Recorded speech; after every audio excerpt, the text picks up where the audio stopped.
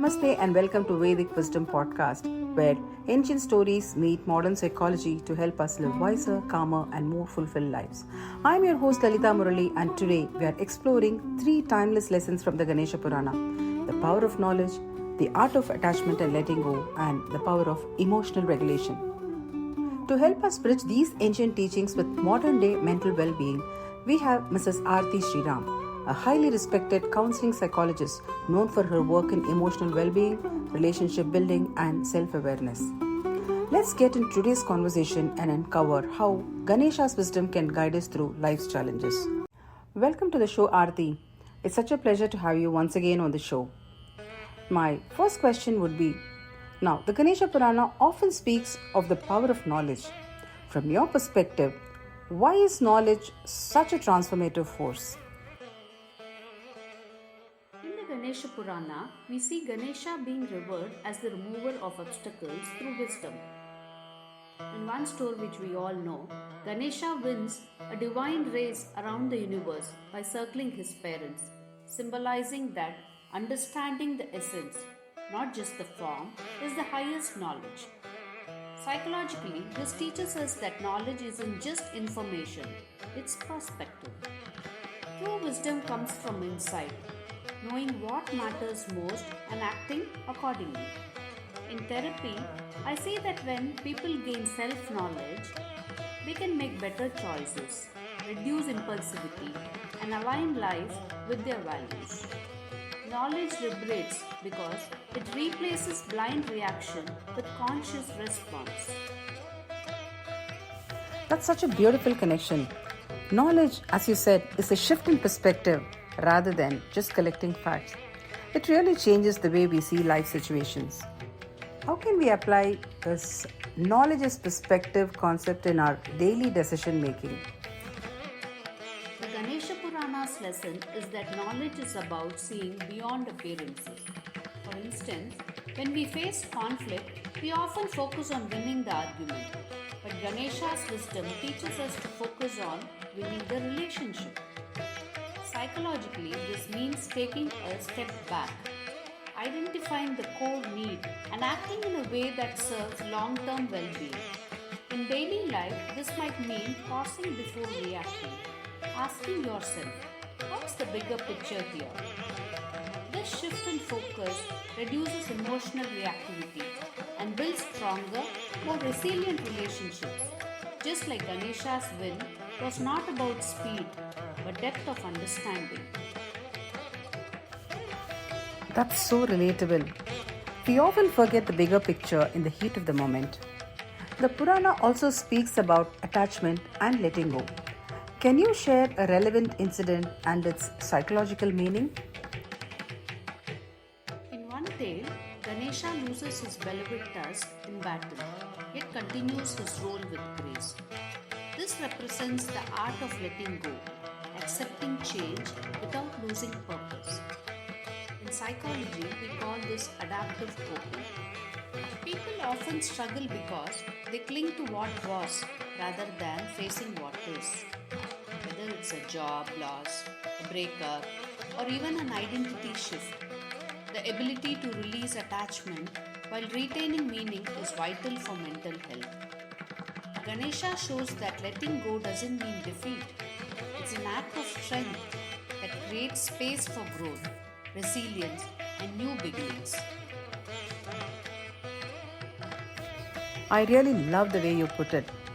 Letting go isn't about losing, it's about making space for what's next.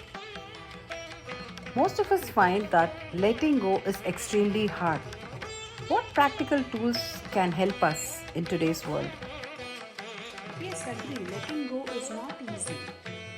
Letting go is not about erasing feelings. It's about transforming your relationship with them. One approach from mindfulness is radical acceptance, fully acknowledging reality before deciding the next step. Another is meaning reconstruction, where you reframe the loss in a way that empowers you. The Ganesha Purana reminds us that even a god can lose something precious and still remain whole. For clients, I often suggest journaling to explore the emotions. then focusing on what values or goals still stand. This builds psychological flexibility, which is the true foundation for moving forward. Oh, these steps sound so practical and grounded, especially journaling to work through emotions. Emotional regulation is another strong theme in Ganesha's stories. How does the scripture illustrate this? There's a story where Ganesha calmly diffuses a quarrel between gods, using humor and patience instead of anger. This is emotional regulation in action, responding instead of reacting. Psychologically, it's a skill of managing intense feelings so they don't control our behavior. It doesn't mean suppressing emotions, it means channeling them constructively.